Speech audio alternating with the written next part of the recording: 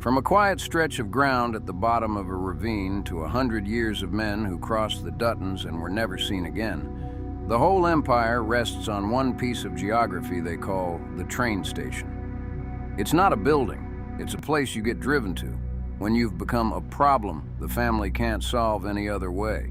No body, no headstone, no questions. In the world of the show, it's the perfect crime, and it's been running since before any of these people were born. So today we're asking one question, and we're going to answer it the only honest way there is, against real forensic science, round by round. Would the train station actually work?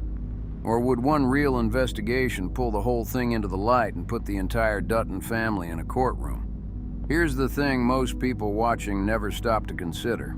A dead body is not a problem that goes away when you can't see it anymore. It is the single most chemically and biologically active thing you can leave in a landscape, and it spends years telling the story of what happened to it to anyone who knows how to listen. The Duttons are betting that nobody's listening. We're going to test that bet 6 rounds deep. The disappearance, the body, the ground, the jurisdiction, the pattern, and the people. Subscribe before we start, because we're putting this entire universe under the real-world microscope, one piece at a time. Start with the move itself. Somebody becomes a threat, they get driven out to the edge, and they go over. In the show, that's the end of it. A man simply stops existing, and the story moves on like he was never there. And I'll give the Duttons this much right out of the gate. The no body part is the strongest card they hold, and it's stronger than most true crime fans realize. Here's why. In the real world, a homicide doesn't officially exist until somebody knows a death happened. No body means no confirmed death, and no confirmed death means the case doesn't even enter the system as a murder. It enters as a missing person, if it enters at all. And missing person cases, especially of drifters, ranch hands, and men with no family looking for them, are the quietest files in any department. The Duttons aren't disposing of senators. They're disposing of exactly the kind of people the system is worst at missing. But here's where the card stops working.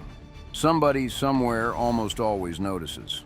A man has a sister, a parole officer, a last paycheck he never picked up, a truck left in a lot. The disappearance buys the Duttons time and doubt. It doesn't buy them silence forever.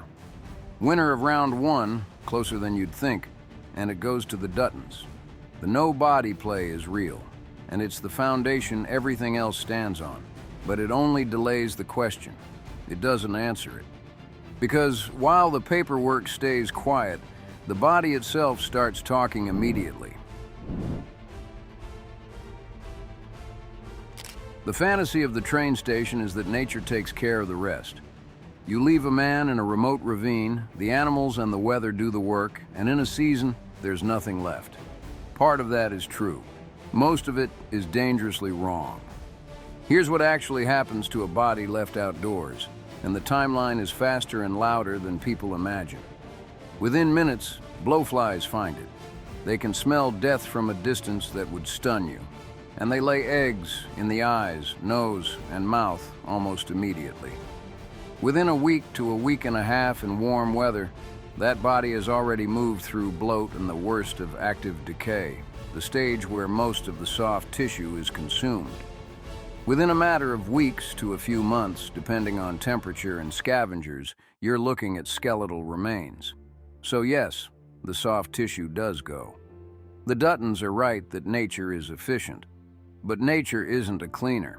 Nature is a witness, and it keeps meticulous notes. Those same insects that strip a body are a clock. A forensic entomologist can collect the maggots and beetles off a set of remains, identify the species, read which life stage they've reached, and work backward to estimate how long that person has been dead. Sometimes to within a day or two, even on a body that's months gone. The bugs the Duttons are counting on to destroy the evidence are themselves a sworn timeline of the death, and the scavengers that drag bones across a ravine don't erase them, they scatter them. Bones persist for years, for decades, for centuries. A single weathered femur or a jaw with dental work in it is a cold case waiting to be opened, And a body that goes over a cliff doesn't vanish. It lands somewhere, and where it lands, it leaves a mark in the earth that outlasts the flesh by years. Winner of round 2, reality, hard.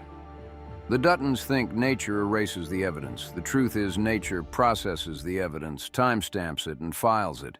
And what it files in the ground is the thing that should keep this whole family up at night. This is the round that changes everything, and it's the fact almost no crime show ever tells you. Because here's the Dutton assumption underneath the entire train station, that if you remove the body, you remove the problem. Move the remains, scatter the bones, clean the scene, and there's nothing left to find. That is completely false, and forensic science has the receipts. When a body decomposes on or in the ground, it creates what scientists call a cadaver decomposition island, a patch of earth chemically transformed by everything that leaks out of the body as it breaks down. The soil floods with nitrogen as the tissue releases it. The chemistry shifts hard, and it shifts in ways you can measure with lab equipment. And here's the part that matters most. That signature does not rinse away with the next rain. Studies that tracked these sites by sampling the soil found the nitrogen levels stayed elevated and detectable for hundreds of days, well past 2 years in some cases, long after the body itself had been removed and the bones carried off. The vegetation over the spot changes. Sometimes it dies back, sometimes it grows in greener. The dirt is, in the most literal sense, stained by the death. So picture the real investigation the Duttons are betting will never come. The investigator doesn't need the body. They bring in cadaver dogs, animals trained specifically to alert on the scent of human decomposition, a scent that soaks into soil and lingers. So the dogs hit on ground where a body lay even after it's long gone. The dog flags the spot. The technician takes a soil core. The lab confirms the chemistry of human decomposition, and now you have a death scene with no body required. Then multiply that by 100 years.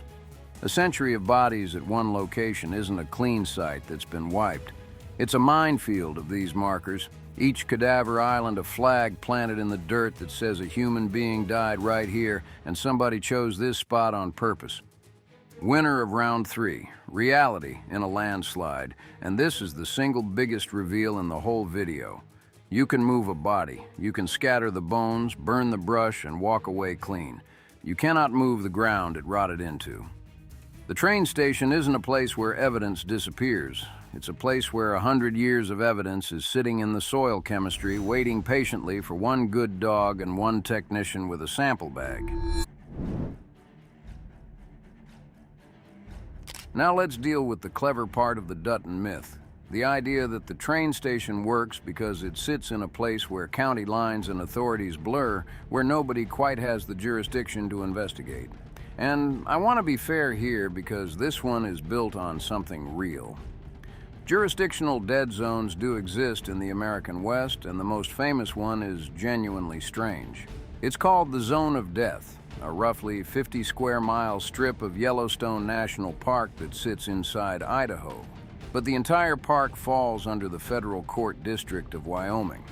The Constitution says a jury has to be drawn from the state and district where the crime happened, and since that sliver of Idaho has no residents to draw a jury from, a law professor famously argued you could theoretically commit a crime there and be impossible to try by jury. It's a real loophole. Lawyers have written papers about it, so the Duttons aren't making the concept up. There are real places where the question of who prosecutes gets genuinely tangled. But here's the part the show quietly skips, and it's the whole ballgame. Jurisdiction decides who investigates and who prosecutes. It is never once decided whether anyone investigates. A confused jurisdiction is a paperwork fight about which prosecutor files and which courtroom hears it. It is not a magic field where bodies become legal and detectives turn around at the property line. Even the Zone of Death loophole is about the jury, not about the investigation. The FBI can still walk every inch of it. Federal land has federal law enforcement, and the FBI does not lose sleep over a county sheriff and a park ranger arguing about whose case it is. Somebody always has the authority to knock on that door. And here's the irony the Duttons never understood. The more tangled the jurisdiction looks, the more likely it is that the heaviest agency in the room, the federal one, is the one that ends up showing up, because that's exactly the kind of mess the FBI exists to take over. Winner of round 4. Reality. The dead zone is real, but it protects you from a clean conviction, not from a thorough investigation. The Duttons bet the entire operation on a loophole that was never remotely as big as they needed it to be. Here's where the Duttons' whole century-long luck runs out, and to understand why, you have to understand the one true thing they're relying on. Murders really do go unsolved at a staggering rate. The national clearance rate for homicide has collapsed from around 90% back in the 1960s to roughly 60% today, which means about 4 in every 10 murders in this country end with nobody arrested. A single body in deep, remote country, never reported, no one looking. That genuinely can stay cold forever. On that narrow point, the Duttons are right. But notice what that statistic actually describes. It describes single, scattered, unconnected killings. Different victims, different places, no thread tying them together.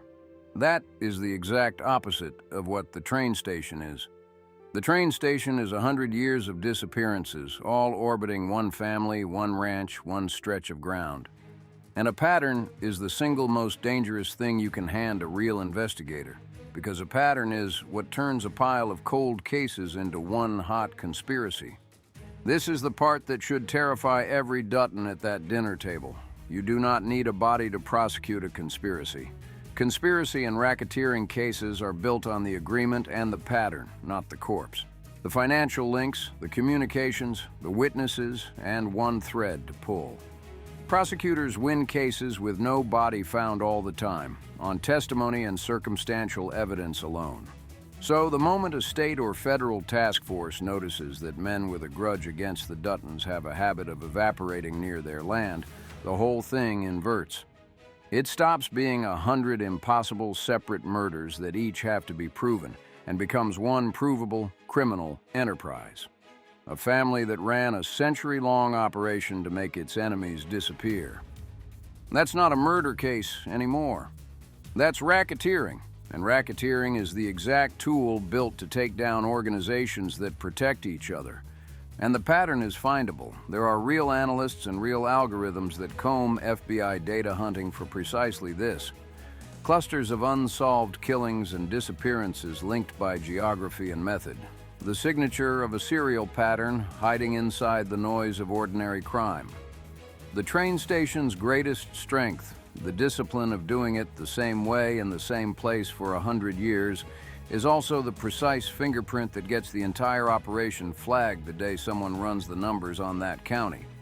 Winner of round 5, reality, and this is the structural kill shot. One disappearance is a cold case that dies in a drawer.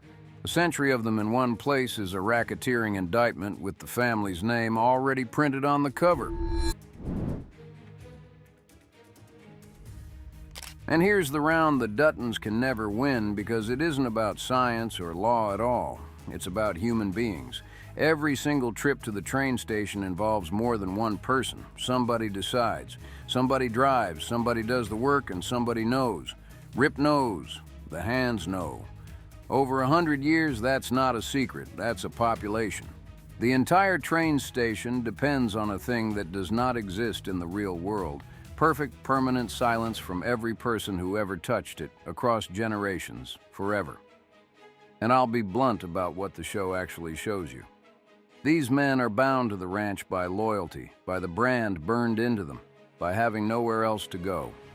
The show frames that as devotion. A real investigator frames it as a room full of people with every reason to talk the second someone offers them a way out. Because that's how these cases really break in the real world. Almost never with a dramatic discovery in the field. It's a deal made in an interview room. Somebody gets arrested for something unrelated and is staring down serious time.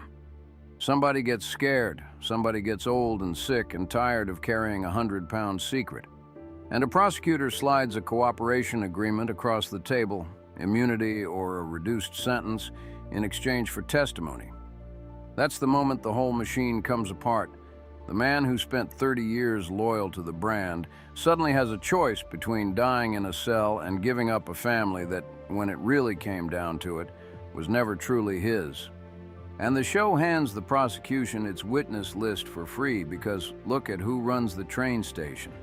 Men with criminal pasts, men with no money, men with the Y burned into their chest that legally marks them as part of the operation.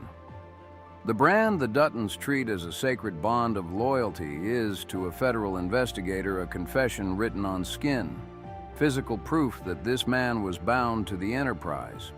Every loyal hand is simultaneously the family's muscle and the family's biggest exposure, a walking witness who knows where the bodies went and has a powerful incentive to talk the day the offer is good enough.